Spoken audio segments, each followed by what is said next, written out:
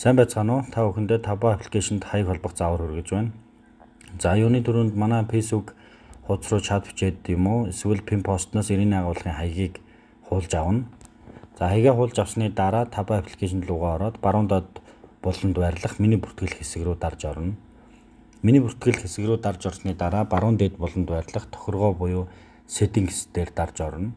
Settings руу орсны дараа гарч ирэх сонголтуудаас дээрээсээ 2 дууга хүргэлтийн хаяг оруулах 4 ханцтай сонголтыг сонгоод гарч ирэх 6 ханцтай товчлуур дээр дарна.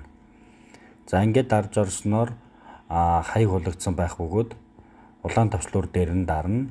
Дээр байрлах 4 ханцтай сонголтыг идэвхжүүлж тэмдэглээд хаяг орсон хэсэгт хамгийн хойно хаалтанд өөрийн нэр утасны дугаарыг оруулж өгнө. Мөн нэр утас оруулах хэсэгт ч гэсэн өөрийн нэр утасны дугаар оруулах хэрэгтэй. Гар утасны дугаар оруулах хэсгийн өмнө нэмэх 86 болгож хамгийн доор байрлах 4 ханцтай товчлуурыг дарна. За таны оруулсан хаяг дараах байдлаар харагдах бөгөөд одоо та бараагаа захиалж болно гэсэн үг шүү.